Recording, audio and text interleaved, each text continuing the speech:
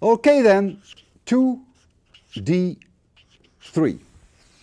A frictionless horizontal surface. So the plane of paper is my horizontal surface.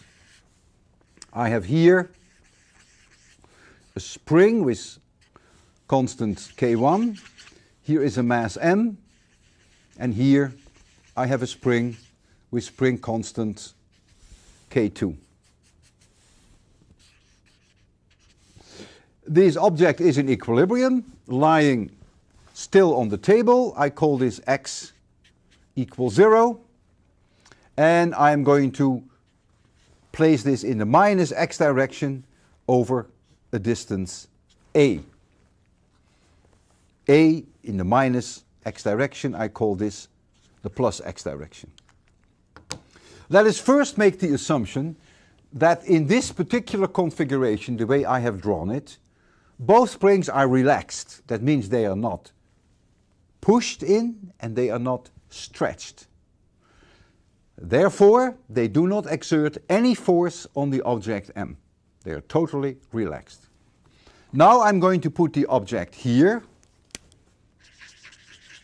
That means this spring is pushed in, and so if it's pushed in, it will push outwards to the right. It will push this back to equilibrium, and the force will be K1A in positive direction.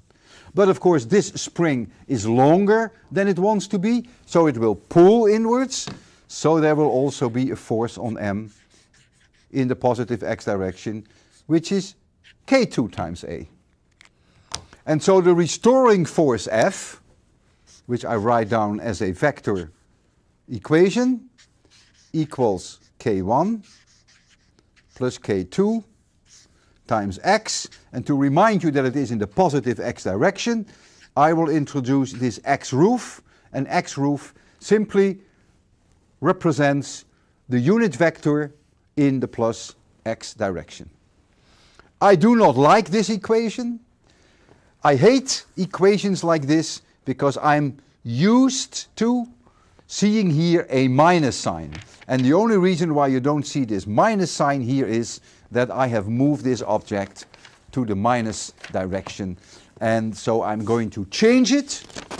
I'm going to change it in a more general equation. That doesn't mean this one is wrong, but I'm going to change it in a more general vector equation, minus K1 plus K2 times x.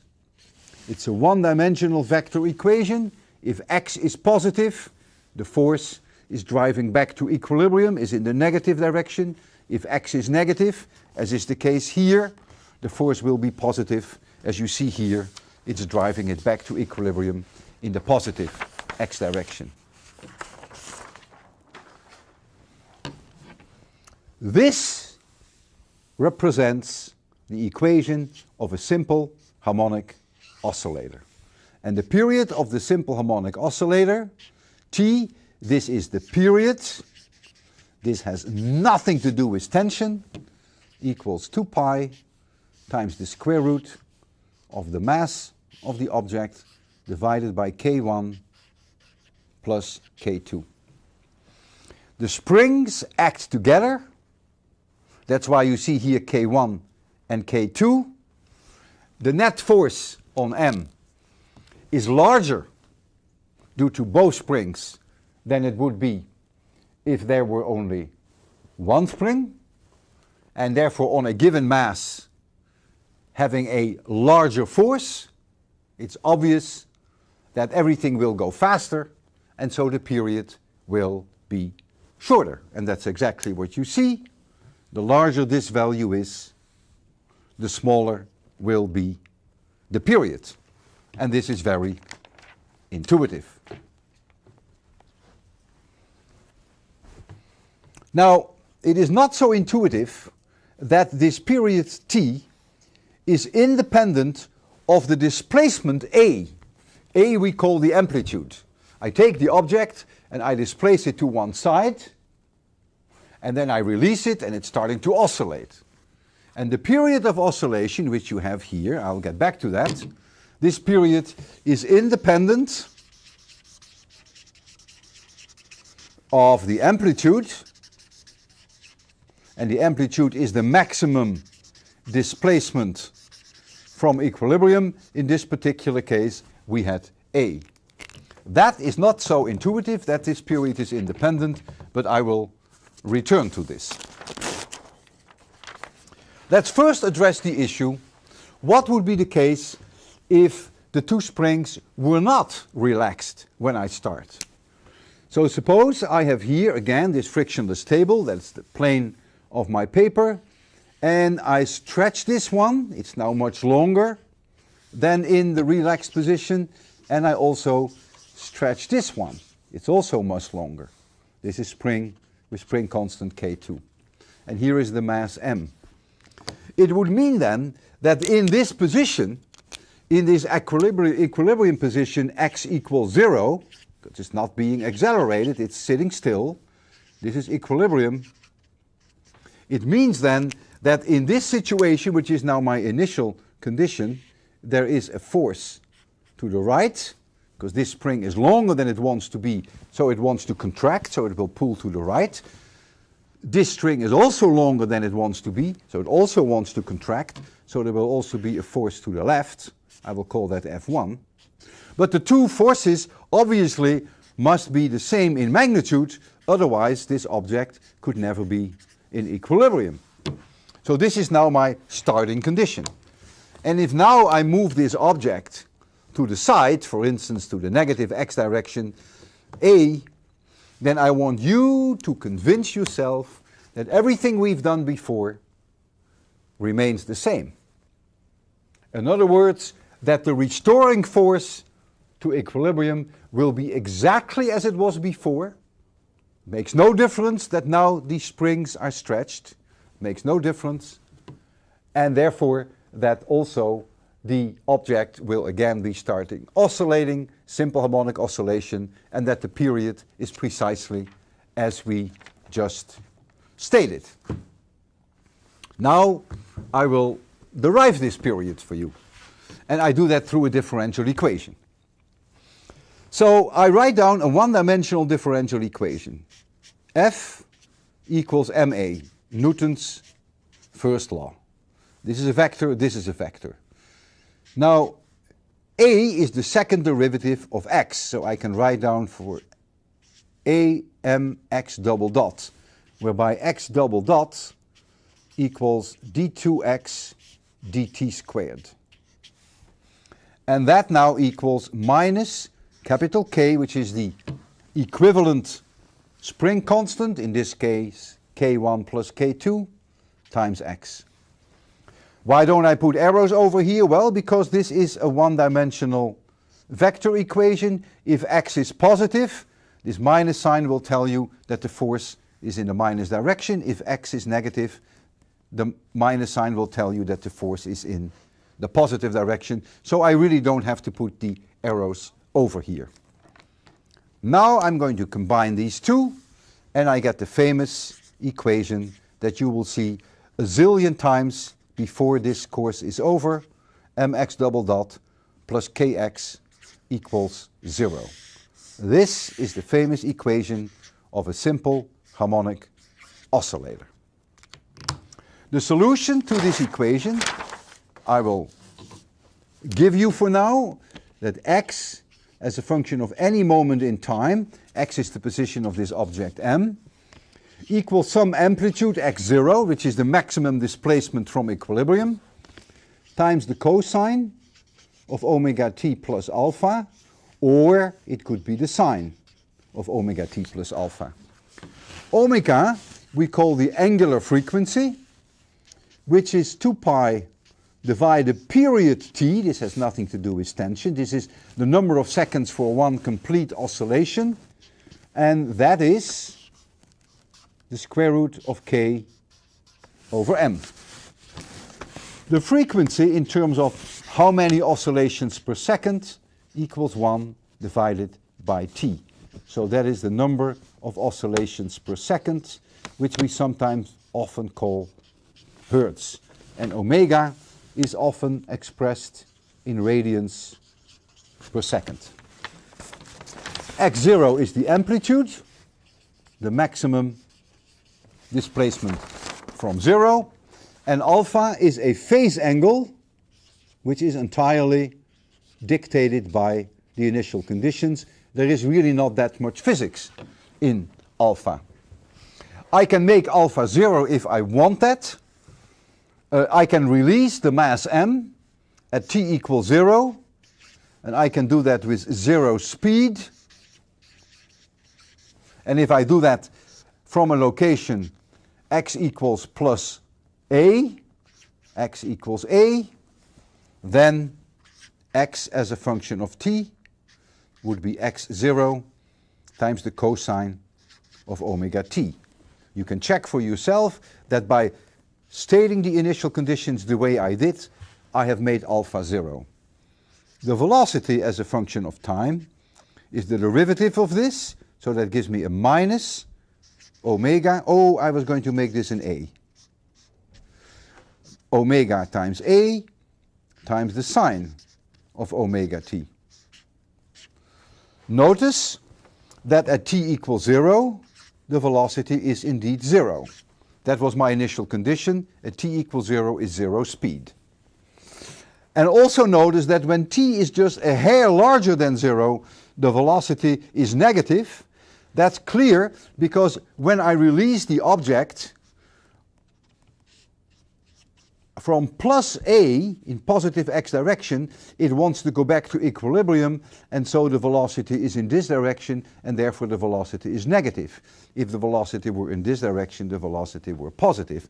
So that's all beautifully taken care of by algebra, and now we get x double dot t, which is a as a function of t, that equals minus omega squared times a times cosine omega t, which is also minus omega squared times x of t. So now what you can do, you can substitute this x in here. Oh, where is my differential equation? No, I have to substitute it in the differential equation. I'm sorry. I have to substitute this x in here, and I have to substitute this x double dot in here. And what do I find then? That this equation, this differential equation, is only and only satisfied if omega equals the square root of k over m, which is what I stated earlier verbatim without proof. Here you have it, square root of k over m, and therefore that the period of one oscillation equals 2 pi times the square root of m over k. And I repeat myself, the frequency, how many oscillations per second, is 1 divided by the period. And you notice, which I stated earlier, that this period is indeed independent of a, which now I proved. And that is by no means so intuitive. I find it always amazing, but it is very characteristic for a simple harmonic oscillation that the period of oscillation is independent of how far you displace it from its equilibrium point. If you look at this equation in more detail, you see that the larger k is, the smaller the period. I discussed that earlier. That is rather intuitive. The larger the mass m is, the lower the acceleration will be for a given force on the mass. If I make m larger, the acceleration will be slower. Therefore, the whole motion will be slower. And if the motion will be slower, obviously, it will take longer to complete one oscillation, so t will be higher. So you see, indeed, if m is higher, then also t is higher, and that, of course, is intuitively very pleasing. In general, the phase angle alpha will not be 0, but I have made it 0 by choosing my initial conditions very appropriately. And you can very often do that. So now we get to the last part of this problem set. Let me do a time check. Boy, I'm 15 seconds ahead of time. That's a real treat. The last part is asking you the following. I now take this same system, K1, with mass m, K2, and it's now vertical. And there is gravity. Let's first take the situation that there is no gravity. That's the situation here, and here I have equilibrium. Now all of a sudden I turn gravity on. Let this be the floor, and this object will sag because of gravity. It will sag over a distance s. S stands for it will sag. And so the new equilibrium position will now be here.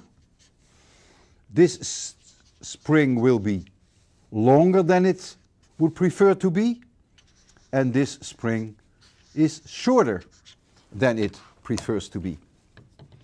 So if I take this object M and I look at the forces now in its new equilibrium, then there is of course mg.